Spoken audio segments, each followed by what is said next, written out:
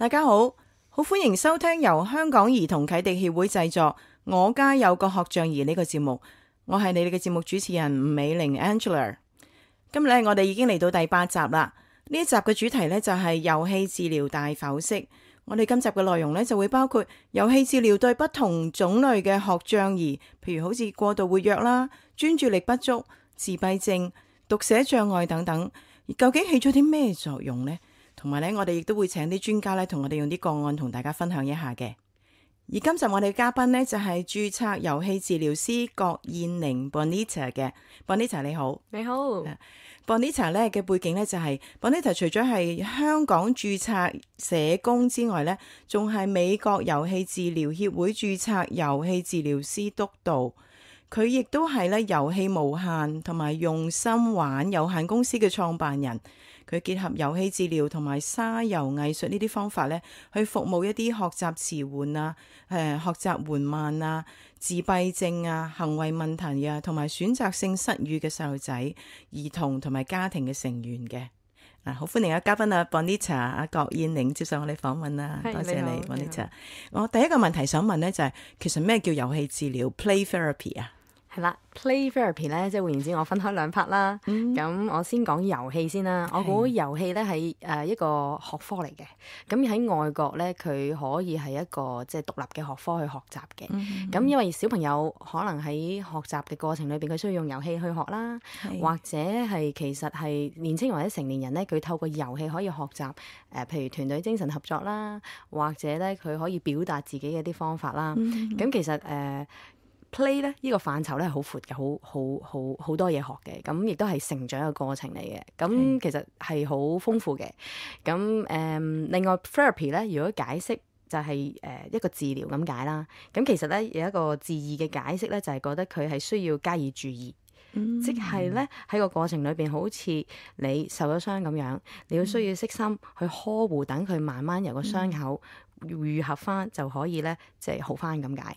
喺個過程裏邊咧，其實而家講緊嘅遊戲或者治療，好似分開咗講啦。咁如果合埋一齊講咧，其實呢個係一個心理治療嚟嘅。咁我估小朋友咧，其實就會透過遊戲去表達自己，因為天生就識得玩遊戲啦。佢亦都表達緊自己嘅方式啦，用去玩嘅行為啦，或者佢嘅思想啦。因為佢嘅言語係冇我哋成年人表達得咁流暢，咁所以喺玩嘅過程裏邊，其實佢已經講緊嘢㗎啦。就好似喺度表達緊佢自己嘅心裏面嘅諗法啦。佢玩嘅時候亦都係講緊佢自己內心裏邊一啲嘅感受、感覺咁樣啦。咁所以其實就算係咧佢唔開心，佢遇到一啲嘅諗法，佢就會用遊戲去表達咯。咁而治療嘅方式咧，就係如果係一個受訓嘅治療師，佢喺受訓嘅過程識得用遊戲呢個方式去明白小朋友背後點解咁玩啊，佢玩嘅時候佢講緊啲乜嘢啊。咁而喺個過程裏邊咧，佢有足夠嘅方式去明白到小朋友，然後小朋友喺個可能唔開心嘅情況裏邊去表達咧，咁治療師接觸咗佢之後咧，就可以幫佢去掃解或者去明白佢受傷嘅地方喺邊度，然後等佢慢慢喺個過程裏邊復原嘅。係。咁究竟喺咩情況之下咧會用到遊戲治療咧？係啦，如果講翻小朋友嘅話咧，我估咧一般咧就會有好多唔同嘅情況底下都可以用到嘅。嗱，例如咧，小朋友咧，佢嘅情緒唔穩定啦，咁譬如佢容易發脾氣啦，佢唔合群啦，自己一個人啦，或者對學習欠缺咗動機啦，經常都焦慮啦、擔心啦、驚啦、發噩夢啦，或者佢過分依賴父母啦，又或者咧佢同兄弟姊妹嘅關係差啦，或者係有父母離異，或者佢嘅親生嘅爸爸媽媽死亡。咁或者唔返學啦，或者係失眠啦，有好多倒退嘅行為啦，或者社交啊行為問題，其實全部都可以用遊戲治療嘅方法去幫佢哋噶咯。係啊，哇，係萬能藥嚟，可以咁講。因為細路仔一玩咧，講起玩咧，其實佢推動緊佢內心裏邊嘅一啲即係能量啊。咁亦都係表達緊自己啊。所以好似我哋成年人咁樣，好似打完一場波，或者咧我哋沖個熱水涼咁樣，咁就舒緩咗我哋嘅壓力咁樣咯。Bonita，我想問下咧，遊戲治療對於唔同種類嘅學障兒起咗啲咩作用咧？嗱，譬如每一種我都請你舉啲例子去講下。第一種咧就係專注力不足啦。好啦，如果講翻專注力不足嘅小朋友咧，我過往都有接觸過嘅，喺一啲小學嘅時間咧，見到佢哋，譬如係佢哋喺好短嘅時間裏邊咧，會做好多嘢嘅。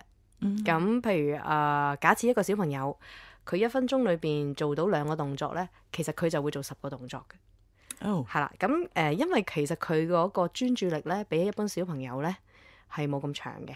可能對於譬如做一樣嘢，嗰個小朋友可以停留玩10分鐘或者做10分鐘，咁但係嗰個小朋友可能1分鐘、2分鐘，佢已經係要轉去另外一個嘅物件噶啦。咁對於佢嚟講咧，其實係好辛苦嘅，因為其實佢喺個過程裏邊咧，唔係佢自己控制到嘅。而係佢喺個腦海裏邊或者佢嗰個內在裏邊嘅東西咧，又好似一個動力咧，要佢不停咁樣去做一啲 task、一啲嘅任務啊，咁以至到佢其實係攰嘅。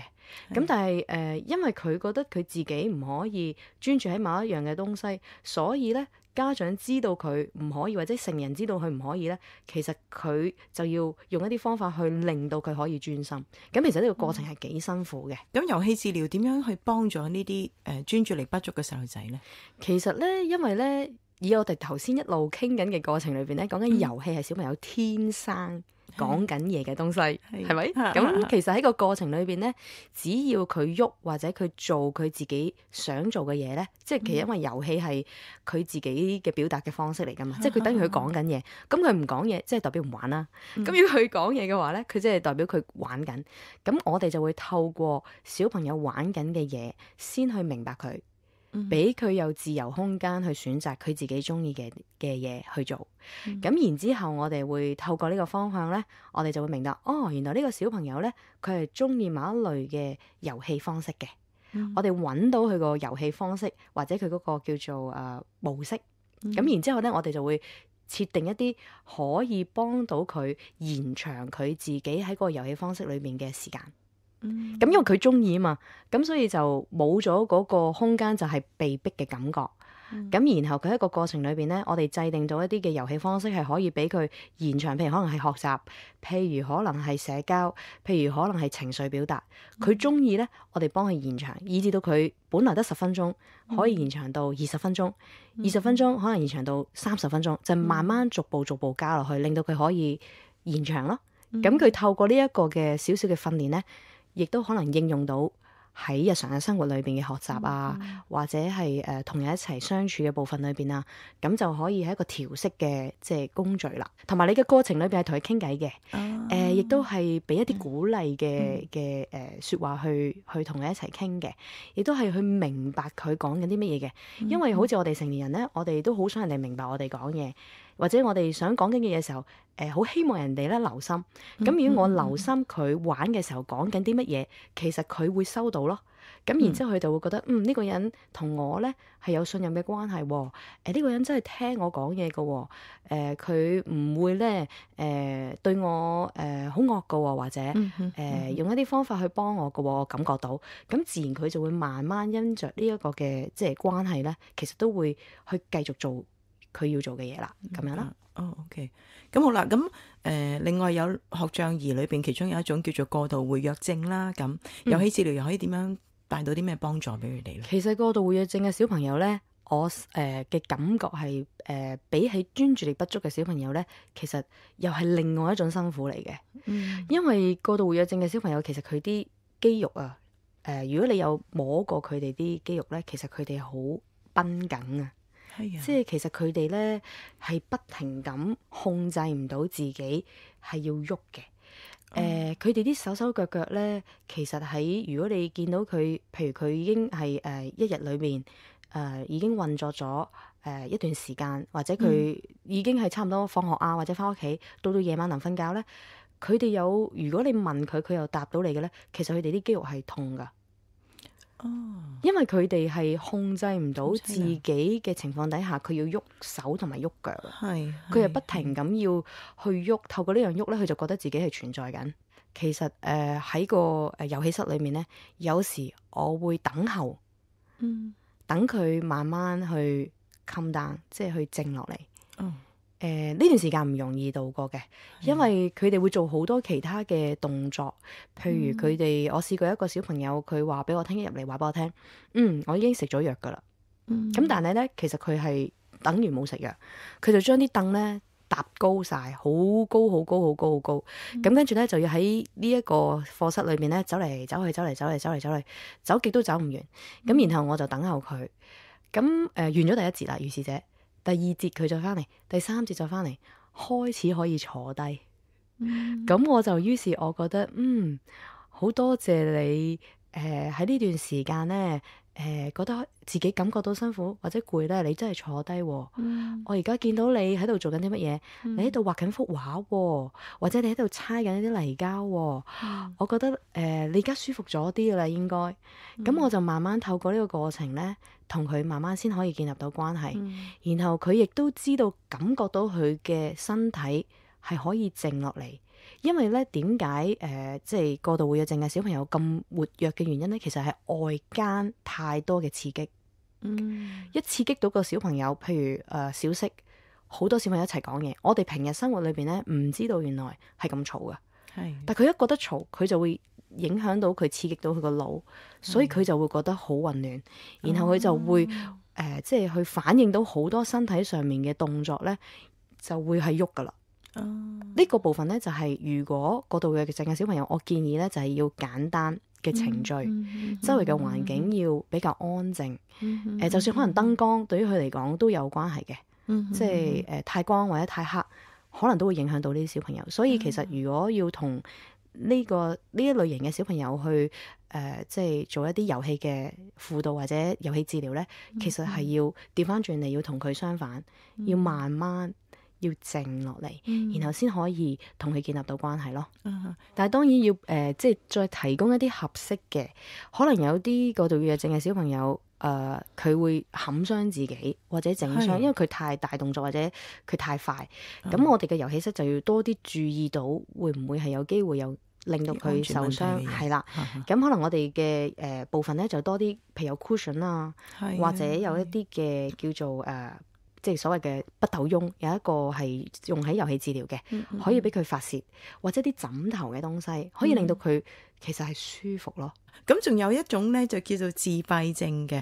咁呢一類嘅細路仔，遊戲治療又可以起到啲咩作用，同埋會係做啲咩嘢嘅咧？你同佢哋係自閉症嘅小朋友咧，其實基本上咧，佢同你嘅溝通咧係另外一種方式嚟嘅。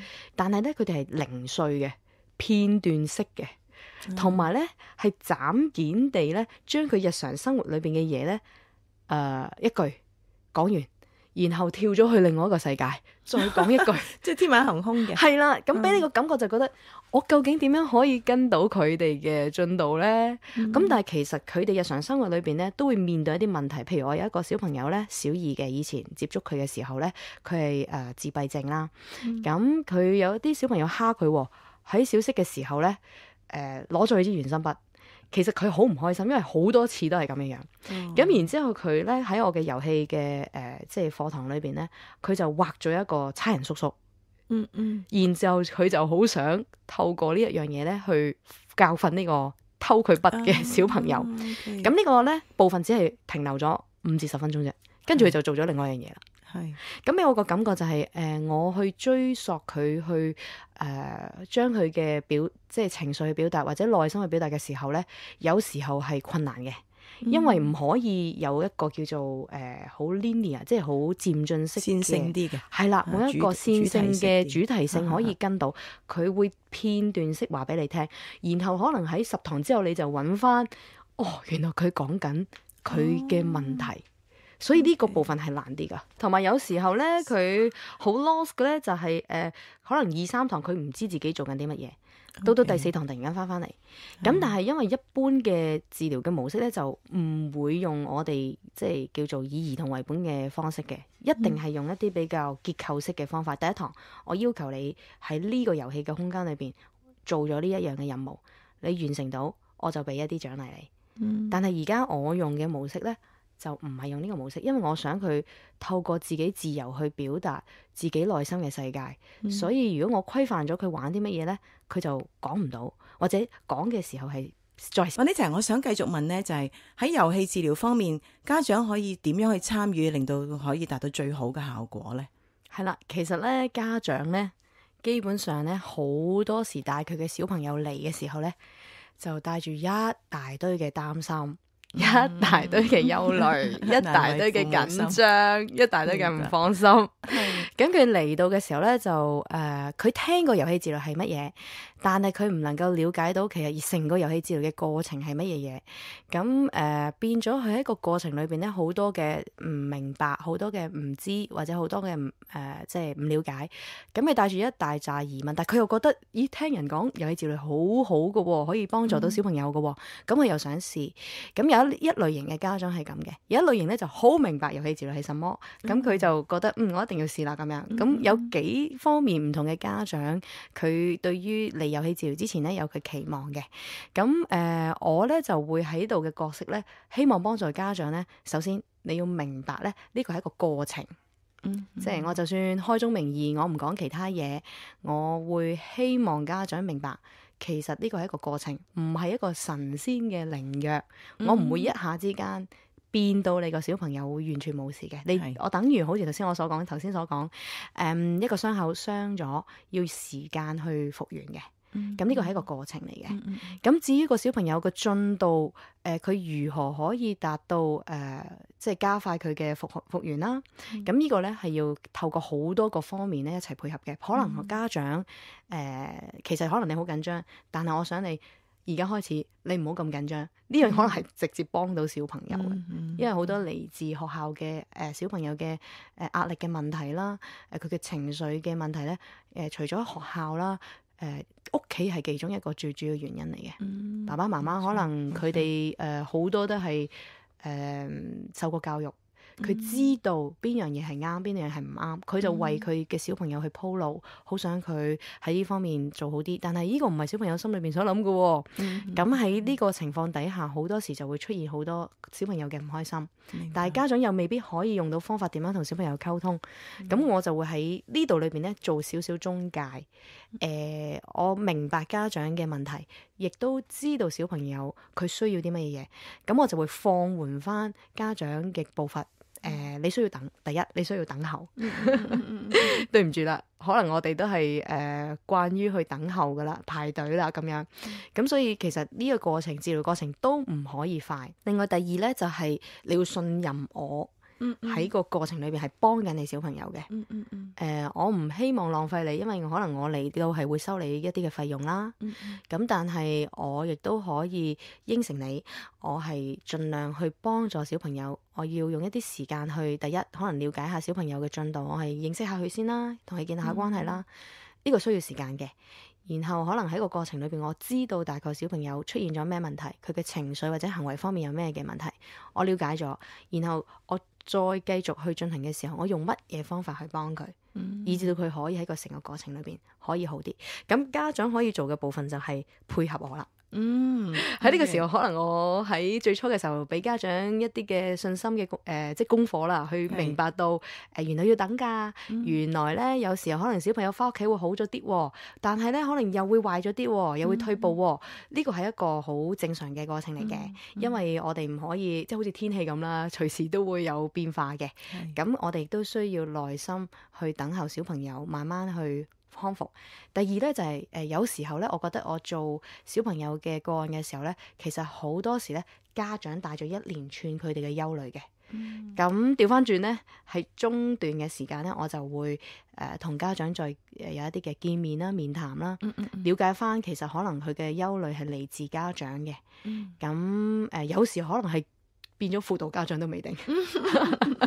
有一啲嘅一兩節嘅輔導嘅過程，如果佢需要咧，我就會再覺得佢有即係再有需要跟進，就會轉介。如果唔係佢覺得佢 OK 嘅，咁我就會繼續即係專注翻喺小朋友，因為我本身係做小朋友比較多啲嘅。咁我就喺個過程裏面，希望家長明白呢個係一個限制，同埋有一啲嘅部分你需要配合咁樣咯。嗱，咁請你講多啲咧，即係話如果家長用呢個遊戲治療呢個服務咧，佢可以實際用咩途徑去揾到呢啲服務機構啊，或者呢個專業服務咁樣？明白。其實咧，以我所知咧，就喺社福界裏邊咧，有好多嘅機構，譬如你喺網上面一打遊戲治療呢4個字咧，其實已經出咗好多嘅資訊咧，係關於遊戲治療嘅服務嘅。不過你要揀咧，就係譬如可能你係排隊喺社福界裏邊咧，係要長啲時間，因為佢嘅收費係低啲，有政府嘅資助。譬如可能你排一啲嘅社會福利處，佢哋都有嘅，即係呢啲係政府資助嘅機構咧，咁就時間長啲。又睇翻你個案嚴重性，咁佢就會有一段時間要排嘅。咁但係可能有啲家長覺得我個小朋友問題嚴重喎，或者係我好心急，好想小朋友快啲得到幫助，咁佢一般咧就會喺私人嘅執業嘅機構就即刻見，可能排期，可能喺1個禮拜裏面佢收費嘅，咁就可以見咯。咁另外其實學校裏邊咧都有一啲嘅社工咧可以做一啲轉介嘅，不過呢個就要透過社工或者老師佢哋嘅診斷底下，覺得小朋友有咁樣需要服務，咁樣接受需要服務咧，然後先至做一個嘅遊戲治療嘅即係服務咁樣咯。Bonita，我又想問下咧，遊戲治療嗰個服務對象咧係邊一類咧？譬如有冇一個年齡嘅限制啊？譬如我哋成日都講咩叫及早識別，咁細蚊仔幾時開始做遊戲治療係適合嘅咧？咁樣。一般嚟講咧，其實小朋友咧喺3歲度咧已經可以接受遊戲治療噶啦。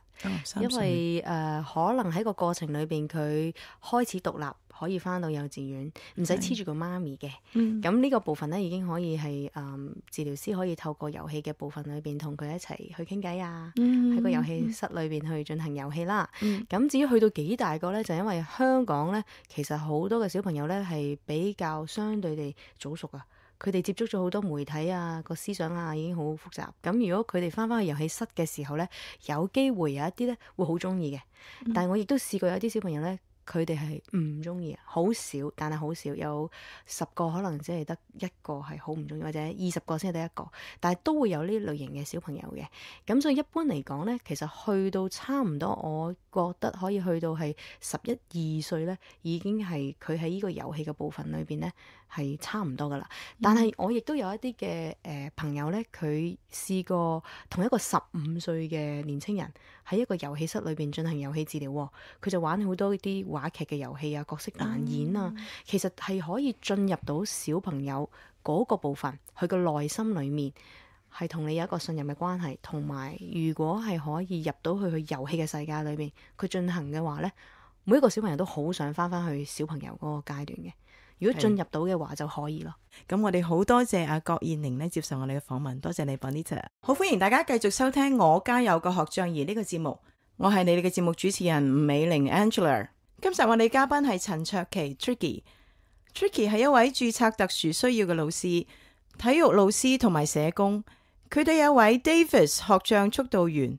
佢透過自己擁有學障嘅經驗，創立咗博雅思教育中心，並且積極提倡以天生我材同埋意氣成才呢個課程，佢係發展小朋友嘅潛能嘅。阿 Tricky， 我同大家打個招呼先啦。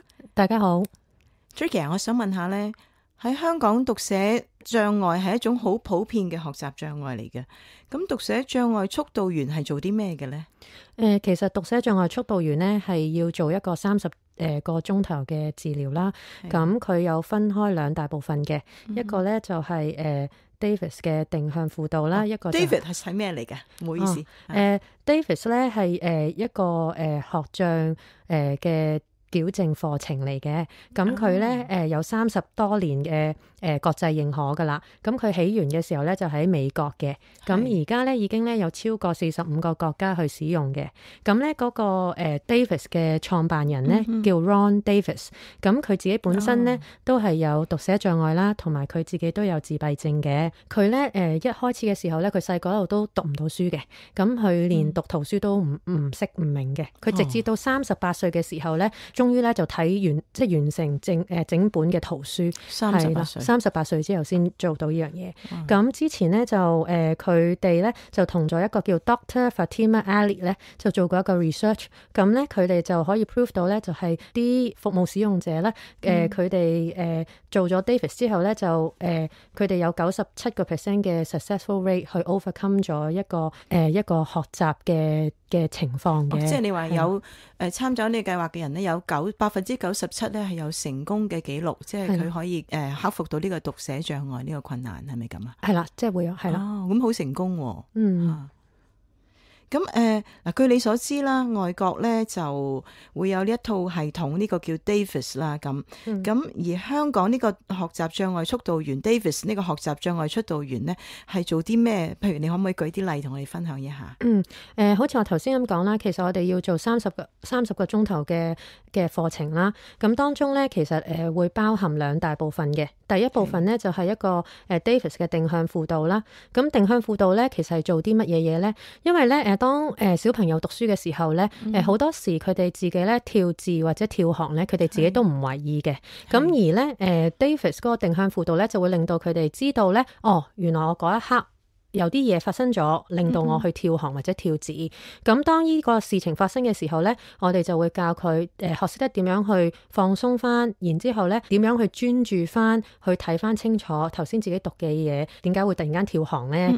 咁另外一樣嘢咧會做嘅咧就係做一個Davis 嘅符號精通法。咁做嘅嘢咧就係當我哋遇到一啲抽象嘅符號啦，例如句號啊、感嘆號啊嘅時候咧，咁或者一啲文字啦，例如A and 啊、it 啊，呢啲係對於我哋嚟講係冇意思或者冇圖像嘅。咁我哋咧就用一個3維紙黏土嘅模型咧，去砌翻佢嗰個字點樣串啦、點樣讀啦，同埋咩意思，咁就 build up 翻一個 picture 俾翻佢哋。咁幾好玩喎！咁呢啲3維紙黏土其實係做啲咩㗎？其實就係將一個對於小朋友冇意思嘅字啦，或者一個符號變成一個圖畫，咁佢就會教佢哋點樣去砌啦，點樣去串啦，點樣去串啦，點樣讀啦，同埋個意思係啲乜嘢。咁從而咧個小朋友咧就將一個對於佢冇意思嘅符號咧變成一個字，有意思嘅字咁嘅 picture 入翻落個腦度咁樣咯。咁我哋其實咧通常咧呢個方法我哋都會做落一啲我哋叫做英文叫做 trigger words 啦，一啲抽象嘅短詞嗰度嘅，係啦。咁譬如因為有啲小朋友咧，佢成日都會可能係調轉咗啊 B 啊 D 啊，咁我哋佢唔識分嘅時候，我哋點樣去幫佢分咧？咁樣咁佢我哋要教識佢點樣去 focus 睇翻嗰兩個字嘅唔同喺邊一度咧？咁呢個我哋都會做嘅，係啦。即係嗰30個鐘包含好多嘢添嘅，係咪？係啊，係啊。咁可唔可以舉多啲例子啊？OK，嗰30個鐘頭咧，就除咗頭先我講啦，就係做一個定向輔導之外咧，即係佢要知道究竟幾時佢會跳行。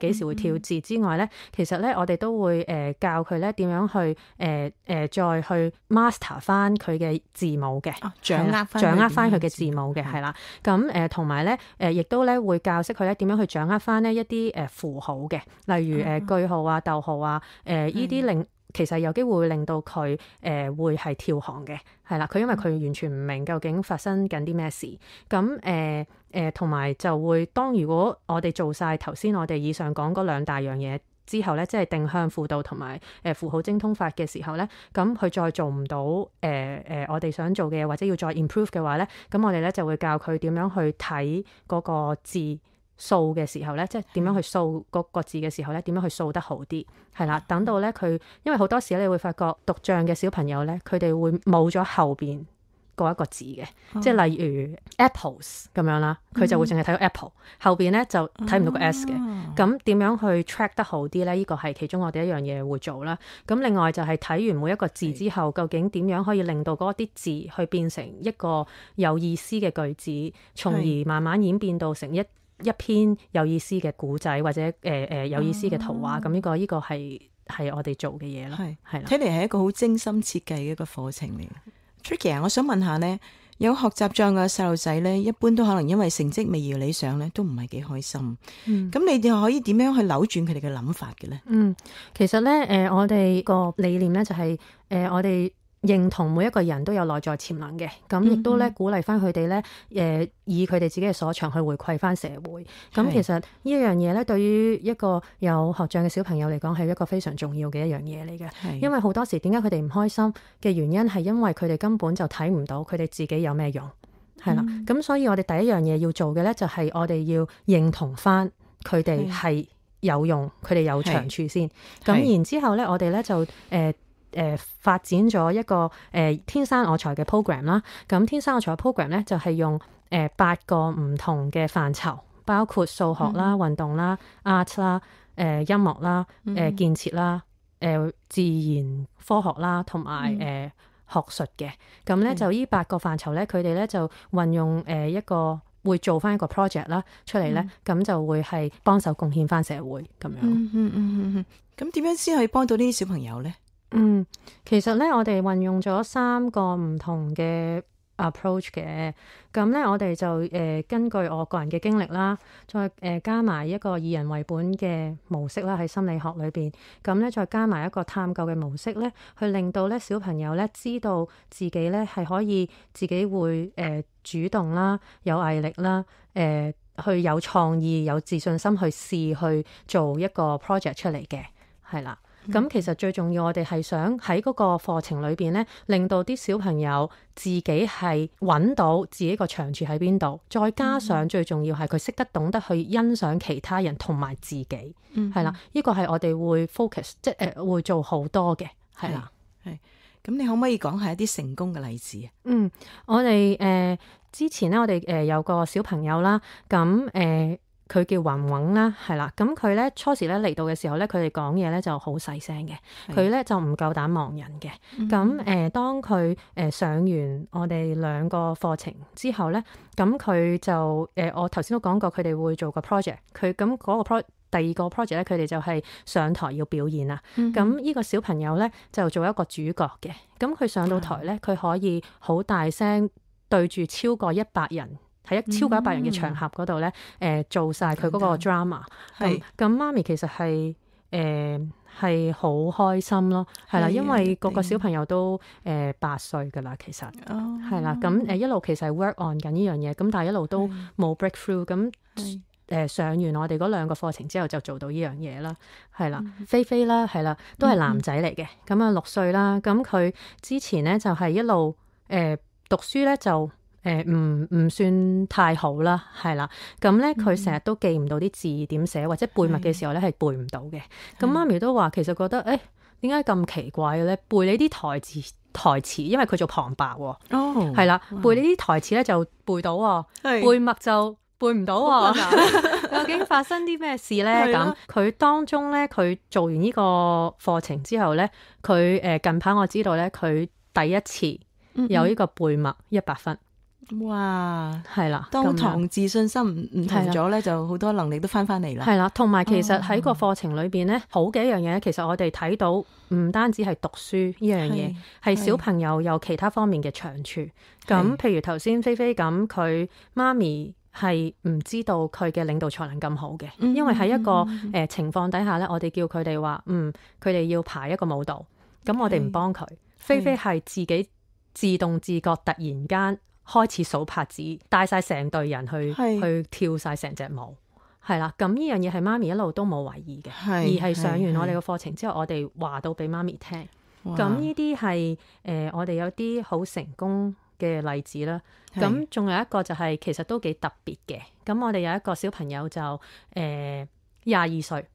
咁其實佢嚟揾我哋嘅時候咧，佢唔係好中意，佢比較 sensitive 對於啲聲啊。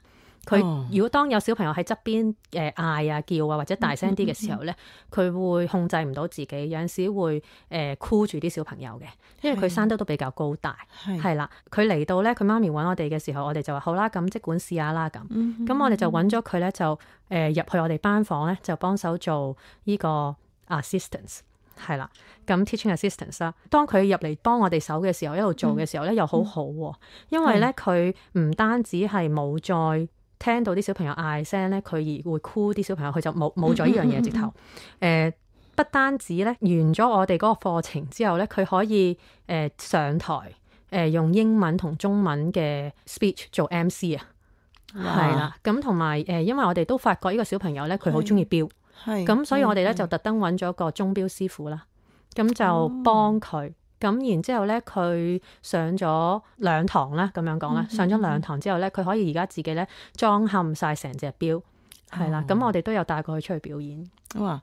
我聽你咁講咧，我知道你喺每一個個案裏邊，你後邊花咗好多心思，一啲都唔簡單。咁咧，我就想繼續問你呢個問題咧，就係話頭先你提過咧，你有一個天生我材嘅課程，但係除咗呢個之外咧，你仲有一個遊戲去教導細路仔嘅課程喎，咁係咩嚟㗎？其實我哋另外一個課程咧就叫意氣成彩，英文名咧就叫 More Than a Game。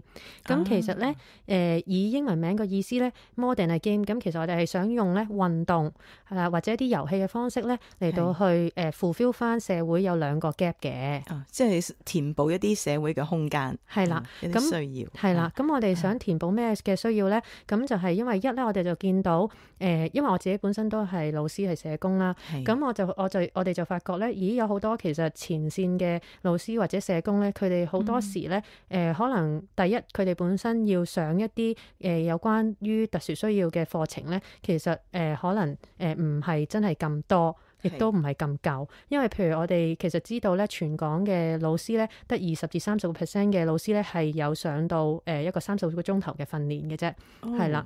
咁少嘅咋？係啦，咁而呢30個鐘頭訓練，其實好多時都淨係專注翻佢嘅理論嗰 part，咁到真真正正實戰嘅時候咧，就冇咁樣嘅經驗啊。咁所以我哋就想嘗試去 fulfill 到呢樣嘢嘅，係啦。咁第二個 gap 咧，我哋亦都知道咧，6歲以下嘅小朋友咧，嗰個等候時間咧係即係去一啲我哋所謂嘅 EETC 啦，早期訓練嘅 centre 嘅時間咧，其實起碼都要等年半嘅時間。咁所以嗰個等候時間好長，咁而我哋就係想話其實不如我哋試下去做一啲課程出嚟到去 fulfill 晒3個唔同嘅 parties 啦，咁就包括老師啦、小朋友啦同埋家長嘅，係啦。咁我哋對老師做啲乜嘢嘢咧？我哋就係希望咧，就係俾一個訓練佢哋啦，唔單止係一個 theoretical嗰 part， 而係理論上嗰 part， 係啦，唔單止理論嗰 part。當我哋俾完理論嘅課堂之外咧，老師咧亦都要咧落去我哋個班度幫手去幫翻我哋去點樣去上堂嘅，去 at the same time 佢哋亦都係要帶一啲活動嘅。咁希望咧從中咧佢哋睇到我哋點樣去上堂，用啲咩方法去幫或者協助呢批小朋友之餘咧，佢哋亦都係有經驗咧去帶翻嗰個 activities 出嚟嘅。即係佢係一個老師培訓課程，亦都學以致用，可以帶到翻班房咁。係啦。咁除咗呢樣嘢之外咧，我哋亦都做家長啦。咁因為咧成個課程裏邊咧，家長同小朋友係一齊上課嘅。係啦。咁點解要家長同小朋友咧？因為我哋想咧家長咧喺上堂嘅時候咧，又係可以攞到一啲家長嘅 parental skills 我哋叫做，咁咧就可以咧翻屋企嚟到去用落去家屋企度，因為小朋友對住屋企人嘅時間咧，其實比我哋上堂係多好多啊，係啦。咁我哋亦都知道咧，其實因為個 program 咧，我哋唔係淨係 for 特殊需要小朋友嘅，普通嘅小朋友，同即係 mainstream 嘅小朋友，同埋一啲可能需要多啲 attention 嘅小朋友，我哋都會做嘅。即係主流嘅又會照顧一啲有學習需要、學障困難嘅細路仔，你哋都會同時一齊照顧嘅。係啦，咁樣。咁我哋希望係帶到一個平台出嚟啦，俾翻佢哋係有機會可以係同唔同 ability 唔同嘅小朋友去點樣去一齊去合作啦，亦都去玩啦，係啦。咁而當中我哋亦都希望咧，家長知道多啲學識點樣去接納唔同類型嘅小朋友咯，係啦，咁樣。即係過程之中咧，家長嘅參與咧好重要，起咗個作用都好大嘅嗬。係啊。咁另外義工嘅參與又起啲咩作用咧？義工就係我哋嘅老師啦，係啦，義工就係老師，係啦，就係我頭先咁講，因為佢哋唔係淨係幫手嚟做 facilitate， 佢係要帶活動，係啦。咁當佢帶活動嘅時候咧，佢哋就會知道究竟當帶一個班係可能佢兩邊小朋友都有嘅時候，佢遇到嘅困難喺邊度咧？用嘅方法可以係點樣咧？咁同時間其實佢哋亦都會可以喺班裏邊係真係見到啲家長點樣去照顧啲小朋友，而佢可以點樣去幫助到啲家長咧？咁呢啲所有嘅嘢或都係佢哋要幫手做咯。明白。即係義工喺個參與過程之中有啲實戰經驗，佢亦都帶得走嘅。OK。咁嗱，呢個活動咧有好多個角度去幫助小朋友啦。咁你當中有冇發生過啲好難忘嘅事？可唔可以同我哋分享一下咧？其實咧我哋有一個 case 咧就係個仔仔叫做傑傑啦，係啦，咁啊家姐咧一開始嘅時候咧，其實唔係好中意同阿細佬咧一齊去上堂嘅，係啦，佢係因為細佬比較活躍啲嘅，係啦，咁就家姐好多時都唔明白點解細佬會係咁啊，或者點解媽咪係擺多咗咁多時間落去俾細佬度啊咁，但係咧當上完我哋嘅課程之後咧，媽咪話佢好感恩啦，因為家姐咧係會主動。係啦，同細佬每個禮拜日都準備，係啦，自己出門口同細佬一齊出門口一齊嚟上堂咁樣咯。咁呢姊弟情就會濃咗好多啦。係啦，咁同埋家姐係明白細佬多咗，係啦，因為佢見多咗咦，原來有其他唔同嘅小朋友都有咁嘅情況喎。咁而其實係每一個小朋友都係獨特嘅。咁所以其實即係唔係話有啲咩咁大不了嘅一件事咯。係，咁好有意義嚇。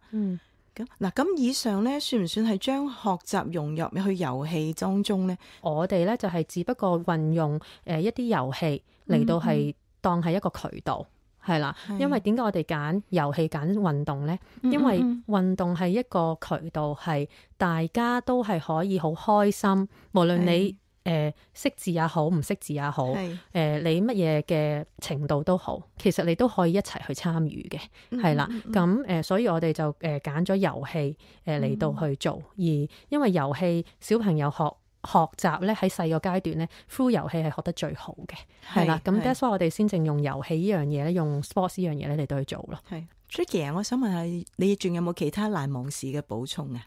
有啊，我哋之前有一啲老師咧，係上完我哋嘅 training 之後咧，咁佢寫翻封信過嚟啦，或者電郵過嚟啦，咁佢講咧就係話，之前從來冇用過另外一個嘅角度去睇呢批需要多啲關心或者需要多啲愛嘅小朋友。咁佢就話上完我哋嘅課程之後咧，就會知道原來其實我哋真係應該要放大多啲佢哋嘅長處，而縮細去睇佢哋唔得嘅地方。因為其實佢哋之後佢哋都明白到，其實每一個小朋友都可以成功咯，係啦。今日我哋好多謝我哋嘅嘉賓陳卓琪 Tricky 接受我哋嘅訪問嘅。各位聽眾，如果對本集嘅節目內容有啲咩意見或者查詢呢，亦都好歡迎大家咧係登入啟學網去了解嘅。我哋嘅網址係 www.sld2000.com。多謝大家。